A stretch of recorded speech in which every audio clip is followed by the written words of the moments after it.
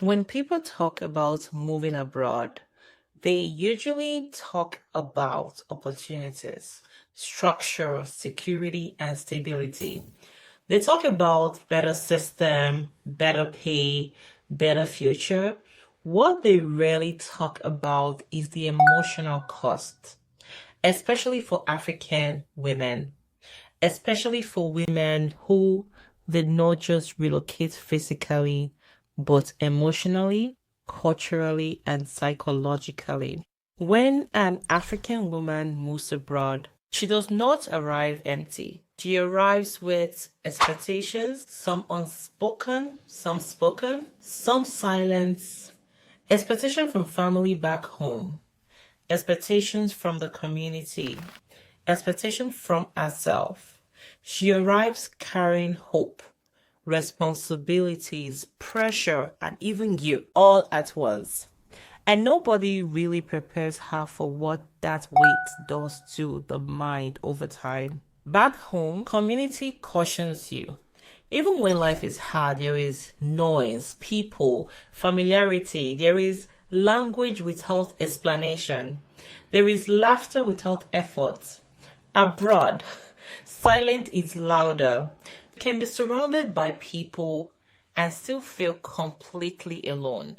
You can be functional and still feel emotionally disconnected. And for African women, this loneliness is complicated by duty.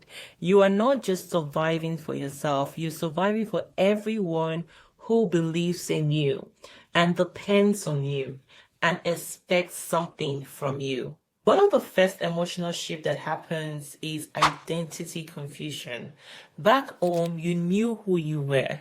You were someone's daughter, someone's sister, someone's friend, someone's neighbor, or someone's church member. Abroad, you were just another immigrant trying to find your footing. You start over in ways that humbles you deeply. Jobs you never imagined doing, system you don't fully understand, assets that make people ask you, repeat yourself, qualifications that suddenly feel invisible. And even when you are strong, these expectations, these experiences quietly chip away at your confidence. African women abroad learn how to be hyper independent very quickly, not because we want to be, but because we have to be. There is no aunties to run to, no neighbors to call, no family compound to retreat to when things get overwhelming. So you learn to carry everything yourself: bills, work, emotions, trauma, expectations. You become efficient at survivor, but survivor is not the same as healing. Another healing cost is emotional suppression. Many African women abroad do not feel safe expressing vulnerability. You don't want to worry back. You don't want to worry people back home. You don't want to sound ungrateful. You don't want to confirm anyone's fear that leaving. You don't want to confirm anyone's fear that leaving was a mistake. So you minimize your struggle. You smile through exhaustion. You say, I am fine, when you are not. Over time, that suppression becomes internalized. You stop even acknowledging your own pain. Relationship also change abroad. Romantic expectations shifts. Gender roles shifts. Power dynamics also shifts.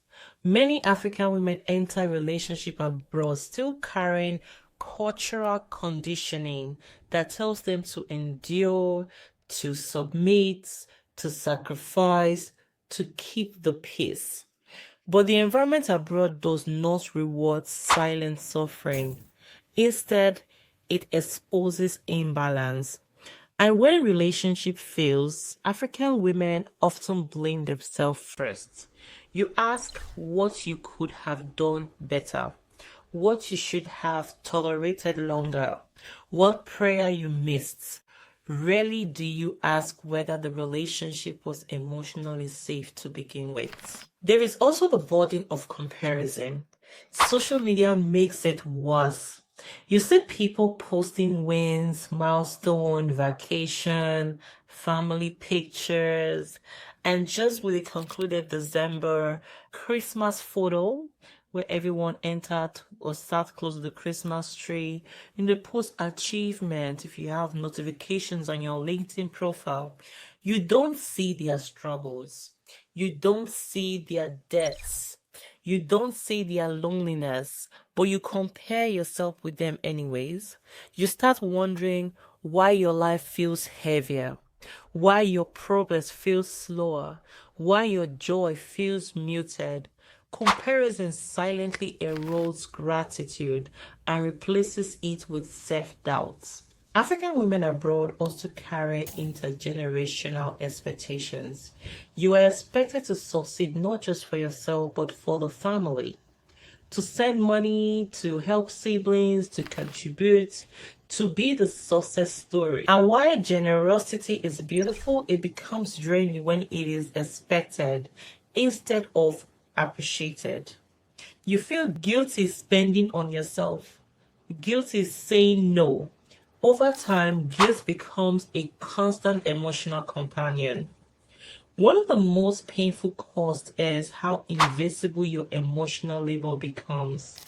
You are applauded for strength, but nobody asks you what it costs you to be strong. You are admired for resilience, but nobody checks on your rests. You become the one others lean on, even while you are barely holding yourself together. And because you're capable, people as you are okay. Healing abroad requires intentionality. It requires unlearning survivor mode. It requires naming pain without shame. It requires understanding that struggling does not mean you failed. It means you are human.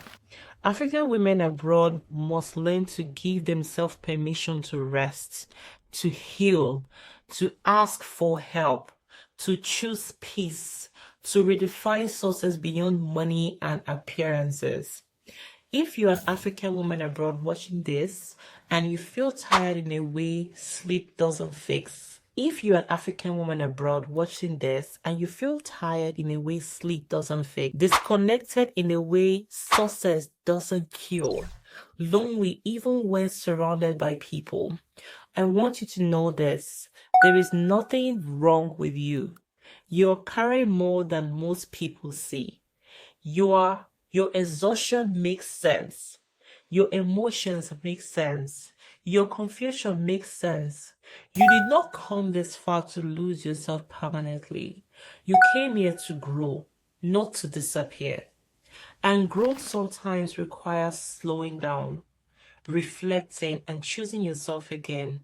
You are allowed to build a life abroad that does not cost you your emotional well-being. You are allowed to want peace, not just progress. You are allowed to heal. My name is Flowealth, and I'll see you in the next video. Please do not forget to like and share.